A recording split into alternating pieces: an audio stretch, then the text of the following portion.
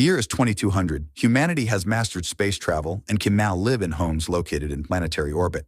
Mayumi is a young, attractive woman, a potter passionate about her craft, working in her studio in one of these space-based houses when her husband Naoki suggests she take a break. She washes her hands and goes out for dinner. Afterwards, she accepts a delivery brought by a cargo shuttle with the help of their household robot, Chu. Suddenly, she feels a ringing in her ears and a terrifying vision flashes before her eyes. Red streaks, and she herself lying in a pool of blood. But then her husband calls her name and reminds her they have an appointment with the doctor. Mayumi assures him that she's fine, yet when Naoki turns away, her face becomes troubled.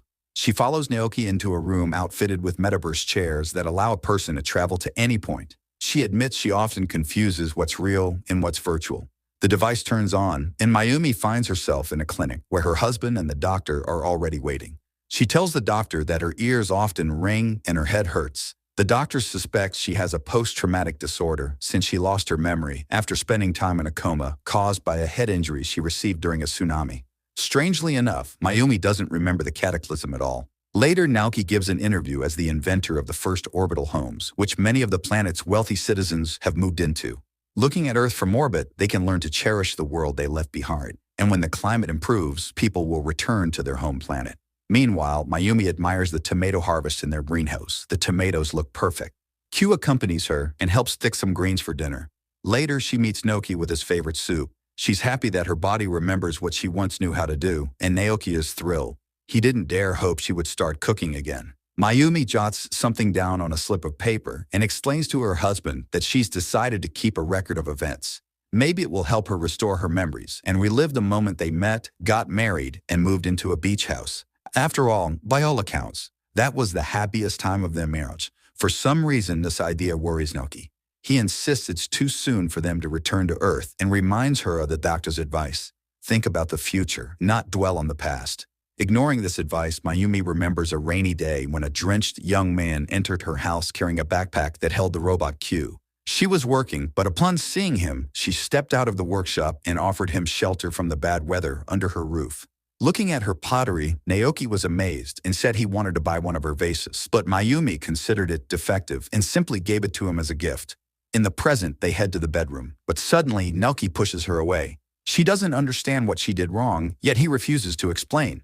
Mayumi is surprised that her husband believes he knows her better than she knows herself. He agrees he knows his wife well, and she is, not Mayumi. Naoki raises a knife above her, and Mayumi wakes up. Disturbed, Mayumi goes to the doctor and tells him about her nightmare. It was so realistic she's afraid to go back to sleep. The doctor urges her to forget it, believing it a symptom of PTSD. He reminds her that it was Naoki who stayed by her side all that time. The doctor himself thought it was pointless and believed she would never regain consciousness, but Naoki never gave up, and when she finally woke, he was beside himself with joy. Mayumi returns to reality and takes a shower, but there it gets even worse. She sees bloody streaks on the glass, and her neck aches badly. Later, her husband helps dry her hair and tries to encourage her. During the day, Mayumi works in her studio, and upon picking up a bowl, she suddenly remembers hitting someone with it. An unhinged man had broken into her house, demanding she sell him some pottery. When Mayumi insisted it was too fragile, he started hitting her. At that moment, Naoki rushed at the intruder and started beating him with brutal ferocity. She couldn't stop him. Only when the man lost consciousness did Naoki back off. Mayumi treated the wounds on his hands and thanked him for protecting her, but she asked him never to fight again because it had frightened her greatly. Naoki promised that instead of him, Q would defend her. Laughing, Mayumi continued checking Naoki's injuries and noticed terrible burns on his sides and back. He admitted that his father was very fond of cigars. Feeling pitied, Mayumi kissed him, and that was the beginning of their relationship. In the present, Naoki is reviewing his wife's psychological profile when he suddenly hears music from the living room. He goes there and sees Mayumi napping on the couch with a Debussy record playing on the turntable. Mayumi notices him and admits she really loves this melody and remembers it from beginning to end. Her husband then suggests they look at the real moon. He takes her to an observation window, and Mayumi is delighted to see the moon is red.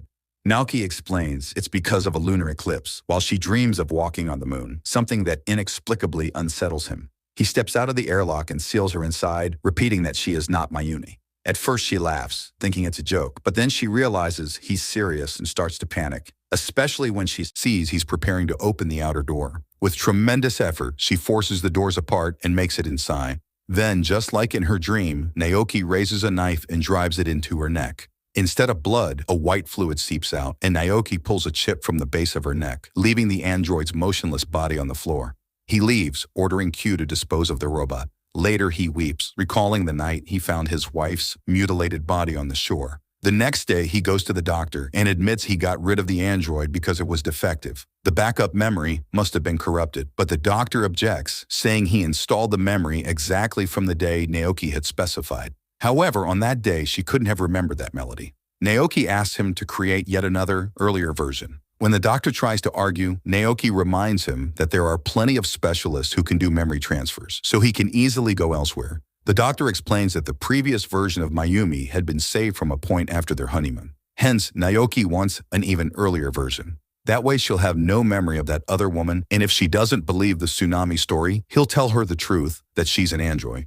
Later, a new Mayumi arrives at the orbital home. When she comes to her senses, she has no idea where she is. Naoki explains that they went out to make copies, but were in an accident and she died. Mayumi refuses to believe it, but then hesitates and asks how long it's been. Hearing that 5 years have passed, she jumps out of bed and rushes to the window, then suddenly calms down and lets him hug her. He thanks her for returning to him. The next day, Mayumi is in the workshop when her husband comes in and throws a cracker at her. Mayumi throws one back, they goof around, and then she shows him their wedding photo, confessing it was the happiest day of her life. He agrees, but reminds her that every other day was just as happy. Mayumi admits she feels as if she cheated death, but will it be enough for him to have just a copy of her? Naoki confesses it's the best solution under the circumstances and suggests they travel somewhere together. In the next instant, they're driving down a beautiful road among trees, enjoying the sunshine and birdsong. Stopping at a small shrine, Mayumi suddenly notices a house nearby. She walks toward it and seems to slip into an earth bar where she meets a woman named Jab.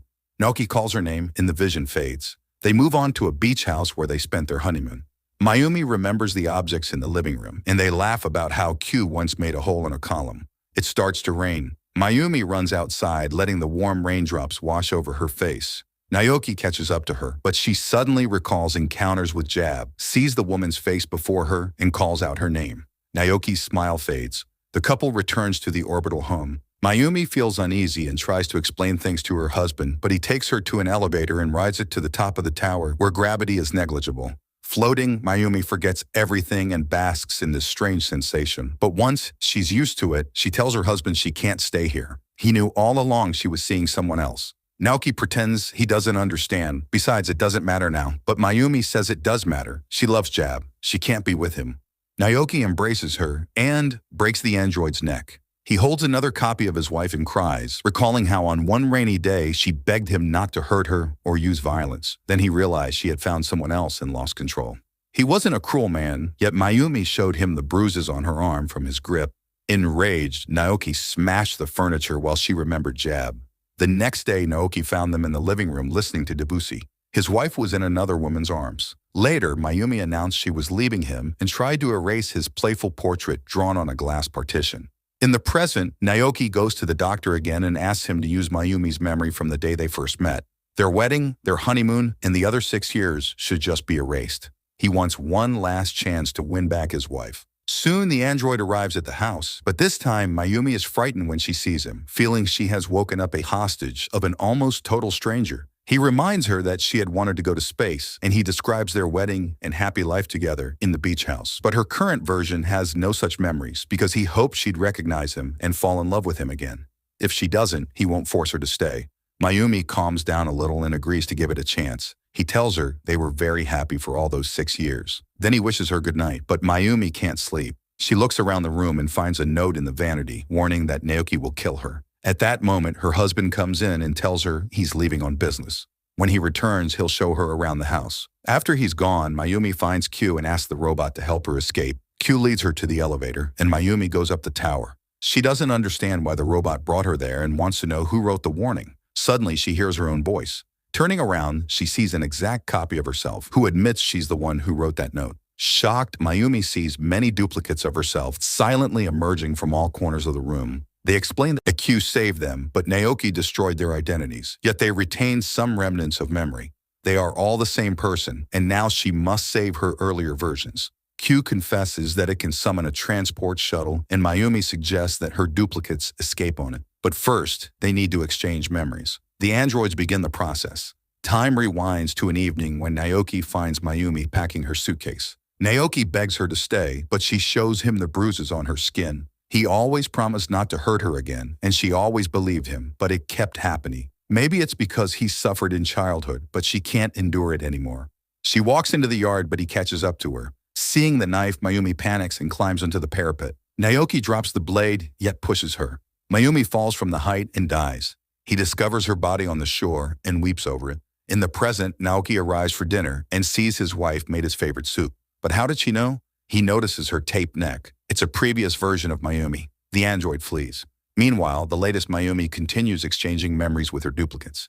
Naoki hunts down the earlier version, cornering her in the greenhouse. She briefly tricks him, but is eventually killed.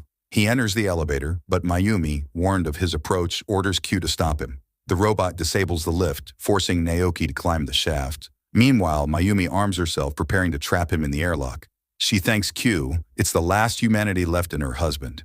Reaching the tower, Naoki lunges at Mayumi. She flees, leading him into the airlock, but he escapes before the doors close and seizes her. Q intervenes, reminding him of his past command to protect her. He tries to attack again, but the androids grab him, and Mayumi throws a knife that strikes Naoki in the chest.